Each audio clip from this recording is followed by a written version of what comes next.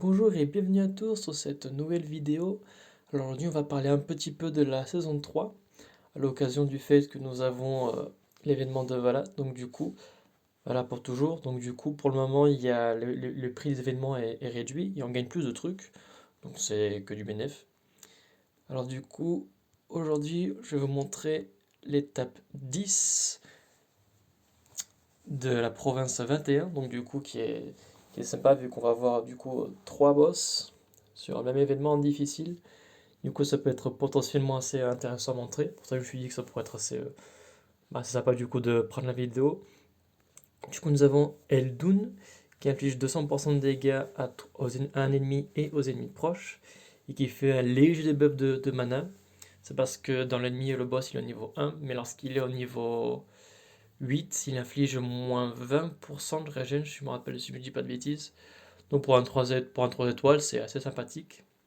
Nous avons Beowulf qui donne un gros buff d'attaque et de défense et de régène de régène de PV pendant 4 tours à lui et aux alliés proches. Et vu que c'est très fort pour un 3 étoiles, bah, du coup ensuite, le lanceur après 4 tours, il reçoit des effets négatifs qui sont à l'inverse des effets positifs pendant 4 tours et qui est non purifiable. Et nous avons Fenrir qui inflige 280 de dégâts à une cible, voire 160 si lui reste moins de 50% de santé. Donc en gros c'est le coup de grâce, hein.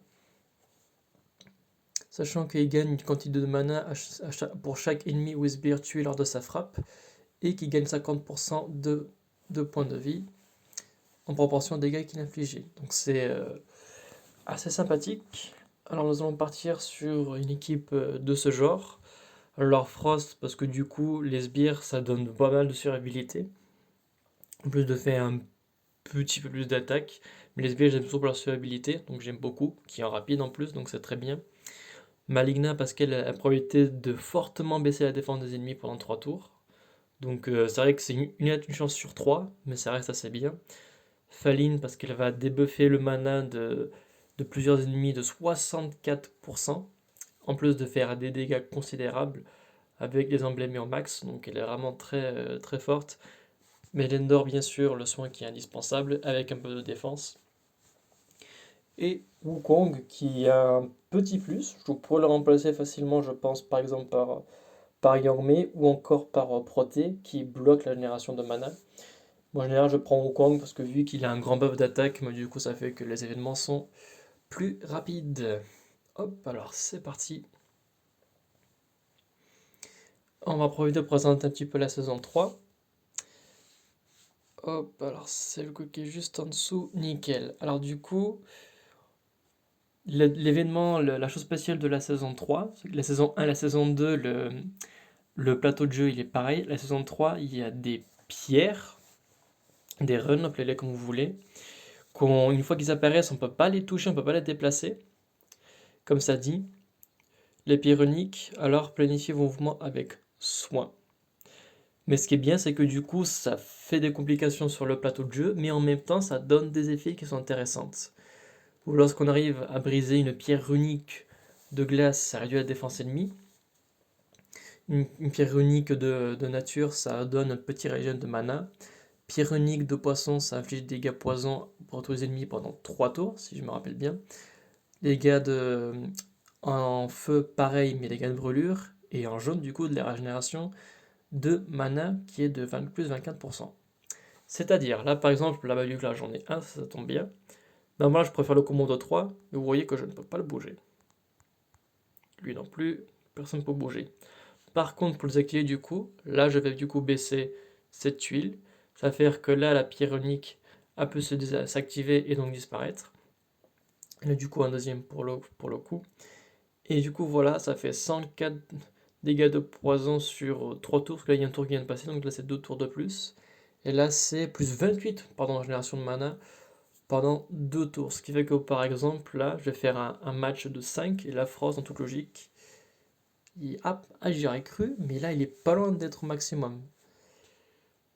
Hop, du coup on continue assez tranquillement. Hop. Déchirure, ça réduit la défense de 20%, donc c'est sympathique, c'est cool. Hop. Hop hop. On va voir si la chance est avec moi. Oui, plutôt bien. Il ne reste plus qu'un.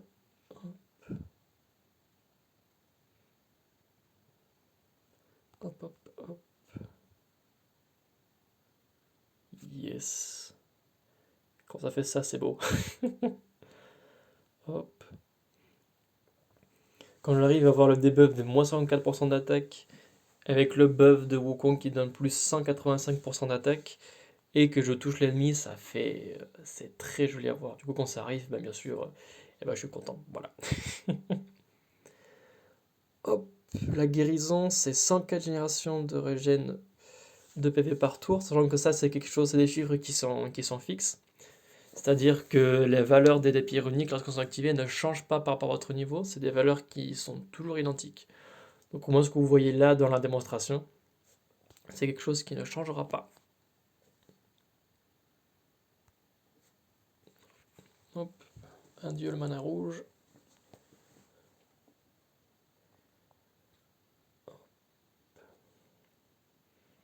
J'ai la troisième vague. Hop.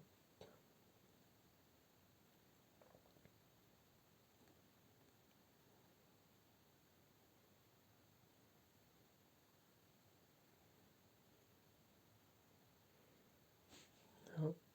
Maintenant, je vais le garder pour un peu plus tard. Pour le moment, je ne suis pas en situation de vie ou de mort.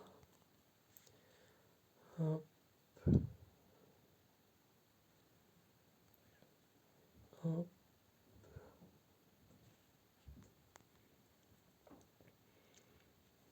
Je vais garder mes compétences spéciales prêtes pour la quatrième vague, vu que là, il y aura les trois boss du coup. Hop. Et les deux gardiens maudits, ils me préoccupent pas plus que ça. Par contre, c'est plus Fenrir qui me préoccupe. Putain, lui, ils l'ont mis à droite, c'est bête. Si j'aurais mis lui, il aurait été beaucoup mieux. Alors, 5000 PV, 4300 d'attaque, la même chose. Et lui, il a 8300 PV, purée. Par contre, il a moins d'attaque, mais il a beaucoup plus de défense, 2200. Et un nombre de PV qui est gigantesque. Je vais d'abord lancer ces deux CS là pour voir que les effets négatifs ils arrivent. D'accord, du coup c'est elle qui a la régénération de mana la plus rapide. Je pense que c'est la faire sur les trois. Bon, c'est pas grave.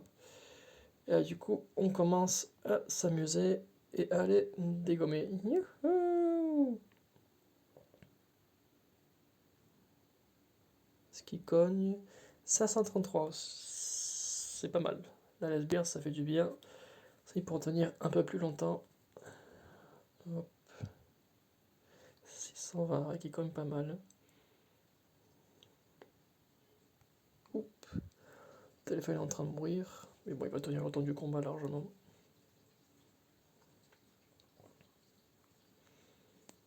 Hop. Pour l'instant, c'est pas très difficile. Moins 8, bon, c'est pas excessif. Pour l'instant, ça va. Fenrir qui va attaquer, ça risque de faire mal.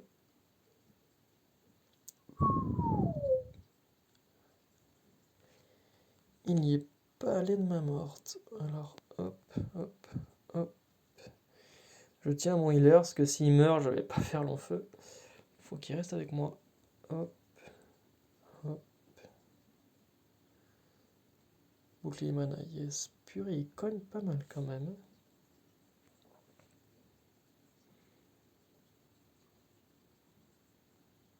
Yes, une en moins. Hop, hop, on est sûr qu'ils vont survivre au coup. Putain, celui de droite, il a pas encore activé sa compétence spéciale. J'ai envie de dire heureusement. Mais je suis étonné, je pensais qu'il l'aurait déjà activé depuis le temps. Malicia qui peut potentiellement mourir. Oh, c'est bon, ils ont pas fait de match casse-pied. Hop.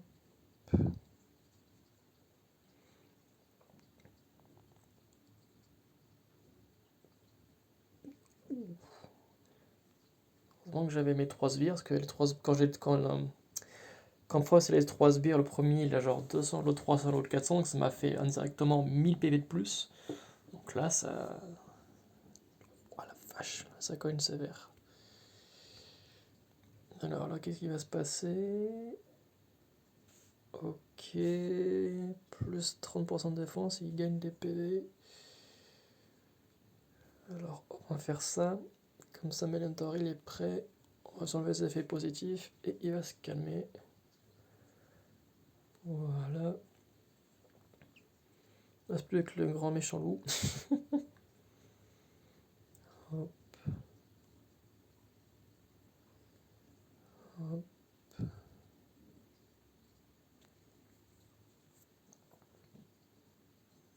Il cogne pas mal, hein. En plus, vu qu'il cogne fort, du coup, ça, il se soigne assez bien aussi. Du coup, c'est un peu casse-pied. Mais ça, on va quand même s'en sortir. Hop, un petit poison, ça fera du bien. Hop, hop, hop.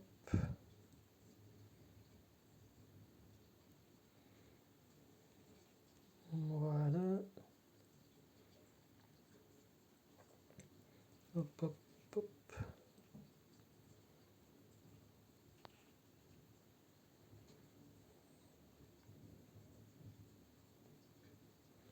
Hop et hop.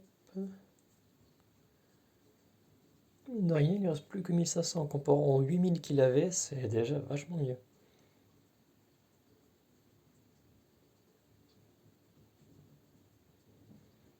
Hop, hop, hop, hop. Nickel. C'est bon, le grand méchant est mort.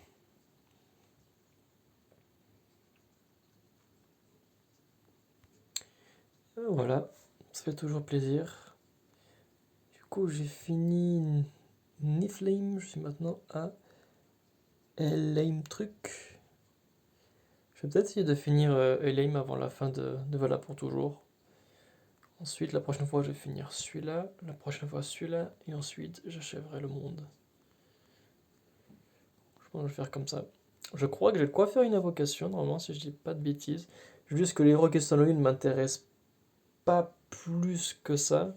Après, pourtant, avec Loki, il est pourtant très bien. Et Baldur aussi, les deux m'intéressent. Mais ça m'intéresse encore plus d'avoir, bien sûr, Heimdall. Je pense qu'il est assez connu. Il est vraiment mais hyper méga défensif. En plus de booster pas mal les alliés de tout le monde. Très connu, surtout Freya. J'aimerais tellement l'avoir avec Frost. Ça serait un duo, mais tellement du feu de Zeus. Et qui est autre aussi qui m'intéresse. Fenrir Seigneur, il m'intéresse. Il a pas mal. Il a de bons stats. En plus, il est rapide. Du coup, il est vraiment bien. Brume, je l'ai déjà. Alors lui, qui le veut, elle, je l'ai déjà. Alfric, bien sûr aussi, il est tellement bien.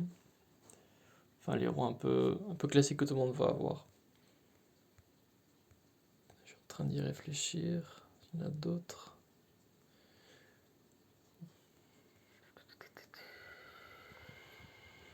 Thor et Odin, bien sûr.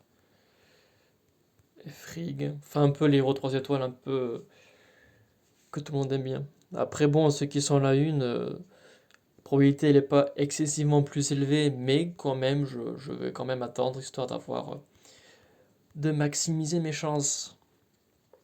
Donc je pense que là, je vais arriver facilement à 200 pistes d'invoque pour cette fois, voire 300 si j'ai de la chance ou pas. Hop, et ensuite, on verra pour la suite. Bah voilà, en tout cas, c'est tout pour aujourd'hui. J'espère que ça vous a plu et je vous dis à très bientôt.